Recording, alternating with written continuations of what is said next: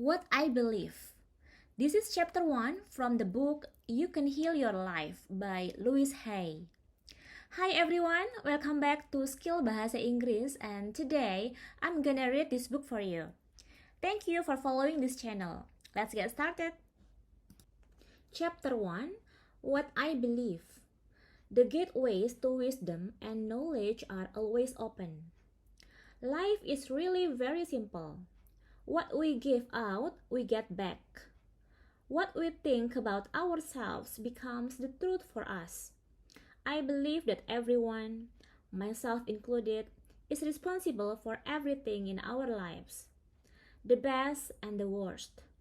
Every thought we think is creating our future. Each one of us creates our experiences by our thoughts and our feelings. The thoughts we think and the words we speak create our experiences. We create the situations and then we give our power away by blaming the other person for our frustration. No person, no place, and no thing has any power over us, for we are the only thinkers in it. When we create peace and harmony and balance in our minds, we will find it in our lives. Which of these statements sounds like you? People are out to get me.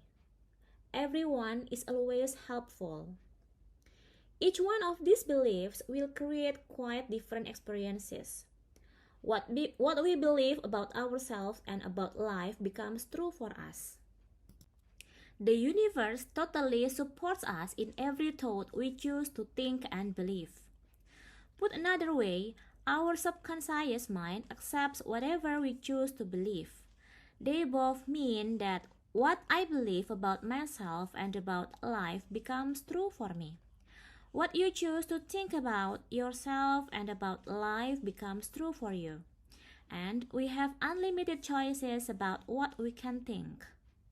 When we know this, then it makes sense to choose everyone is always helpful, rather than people are out to get me. The universal power never judges or criticizes us. It only accepts us at our own value. Then it reflects our beliefs in our lives. If I want to believe that life is lonely and that nobody loves me, then that is what I will find in my world. However, if I'm willing to release that belief and to affirm for myself that love is everywhere, and I'm loving and lovable, and to hold on to that new affirmation and to repeat it often, then it will become true for me. Now, loving people will come into my life. The people already in my life will become more loving to me, and I will find myself easily expressing love to others. Most of us have foolish ideas about who we are and many rigid rules about how life ought to be lived. This is not to condemn us, for each of us is doing the very best we can at this very moment. If we knew better, if we had more understanding and awareness, then we would do it differently. Please don't put yourself down for being where you are. The very fact that you have found this book and have discovered me means that you are ready to make a new, positive change in your life. Acknowledge yourself for this. Men don't cry. Women can't handle money. What limiting ideas to live with? When we are very little, we learn how to feel about ourselves and about life by the reactions of the adults around us. It is the way we learn what to think about ourselves and about our world. Now, if you lived with people who were very unhappy, frightened, guilty, or angry, then you learned a lot of negative things about yourself and about your world. I never do anything right. It's my fault. If I get angry, I'm a bad person. Beliefs like this create a frustrating life. When we grow up, we have a tendency to recreate the emotional environment of our early home life. This is not good or bad, right or wrong. It is just what we know inside as home. We also tend to recreate in our personal relationships the relationships we had with our mothers or with our fathers, or what they had between them. Think how often you have had a lover or a boss who was just like your mother or father. We also treat ourselves the way our parents treated us. We scold and punish ourselves in the same way. You can almost hear the words when you listen. We also love and encourage ourselves in the same way if we were loved and encouraged as children. You never do anything right. It's all your fault. How often have you said this to yourself? You are wonderful. I love you. How often do you tell yourself this? However, I would not blame our parents for this. We are all victims of victims, and they could not possibly have taught us anything they didn't know. If your mother didn't know how to love herself, or your father didn't know how to love himself, then it would be impossible for them to teach you to love yourself.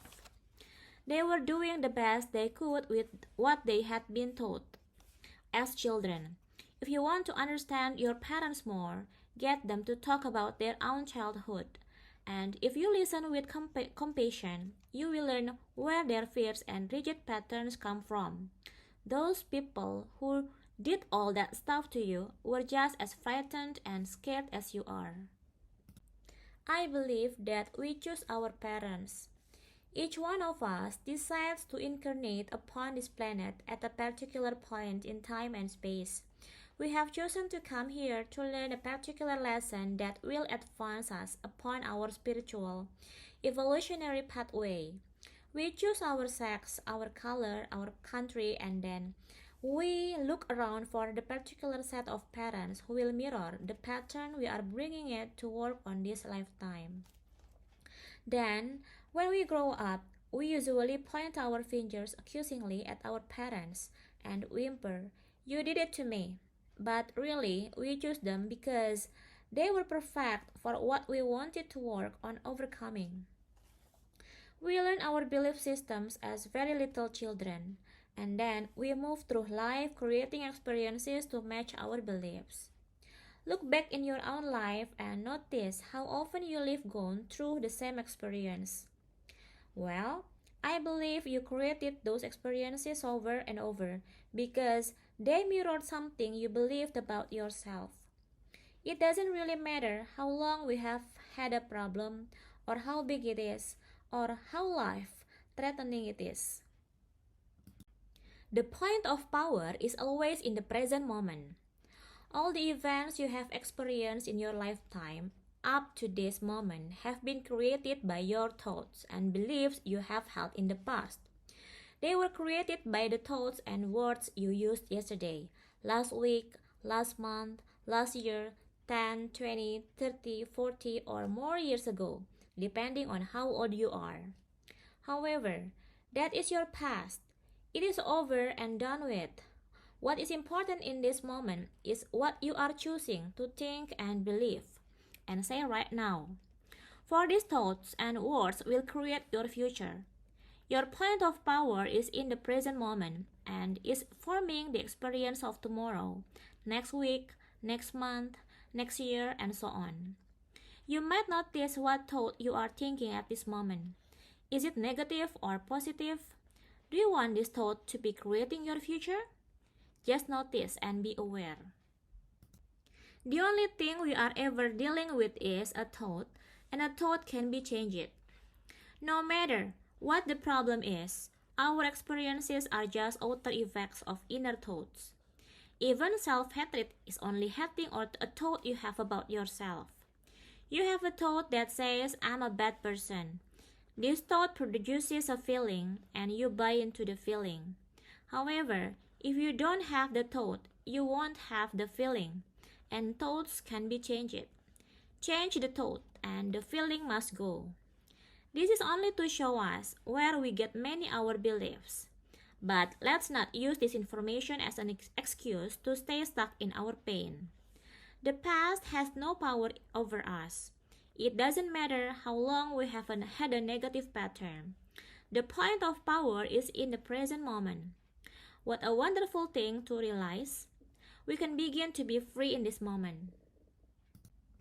Believe it or not, we do choose our thoughts. We may habitually think the same thought over and over, so that it doesn't seem we are choosing the thought. But we did make the original choice. We can refuse to think certain thoughts. Look how often you have refused to think a positive thought about yourself. Well, you can also refuse to think a negative thought about yourself. It seems to me that everyone on this planet whom I know or have worked with is suffering from self-hatred and guilt to one degree or another.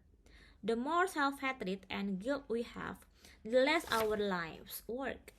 The less self-hatred and guilt we have, the better our lives work on all levels. The innermost belief for everyone I have worked with is always, I'm not good enough. We often add to that, and I don't do enough, or I don't deserve. Does this sound like you? Often saying or implying or feeling that you are not good enough. But for whom? And according to whose standards? If this belief is very strong in you, then how can you possibly have created a loving, joyous, prosperous, healthy life? Somehow, your main subconscious belief would always be contradicting it. Somehow, you would never quite get it together, for something would always be going wrong somewhere. I find that resentment, criticism, guilt, and fear cause more problems than anything else. These four things cause the major problems in our bodies and in our lives. These feelings come from blaming others and not taking responsibility for our own experiences. You see, if we are all responsible for everything in our lives, then there is no one to blame. Whatever is happening out there is only a mirror of our own inner thinking. I'm not condoning other people's poor behavior, but it is our beliefs that attract people who will treat us that way. If you find yourself saying, everyone always does such and such to me, criticizes me, and is never there for me, uses me like a doormat, abuses me, then this is your pattern. There is some thought in you that attracts people who exhibit this behavior. When you no longer think that way, they will go elsewhere and do that to somebody else. You will no longer attract them. Following are some results of patterns that manifest on the physical level.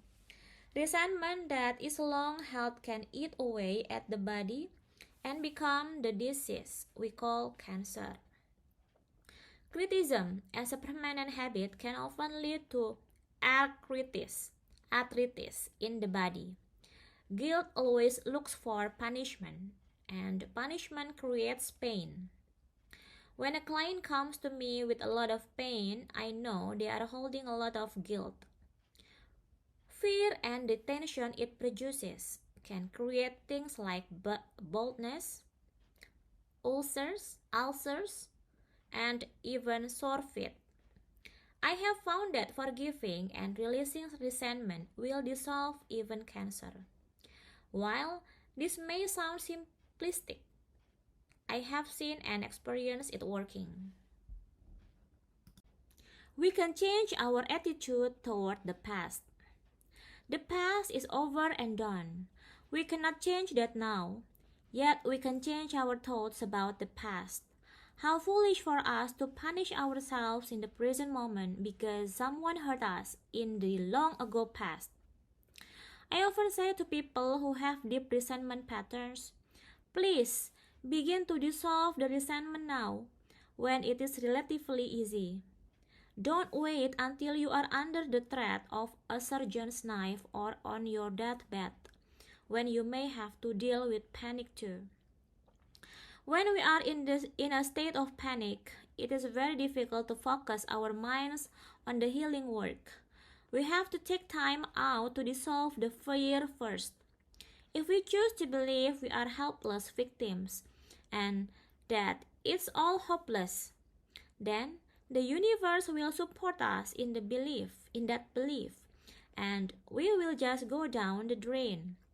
It is vital that we release these foolish, outmoded, negative ideas and beliefs that do not support us and nourish us.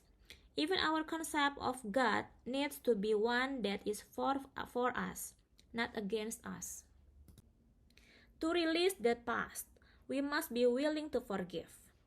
We need to choose to release the past and forgive everyone, ourselves included. We may not know how to forgive and we may not want to forgive. But the very fact that we say we are willing to forgive begins the healing process. It is imperative for our own healing that we release the past and forgive everyone. I forgive you for not being the way I wanted you to be.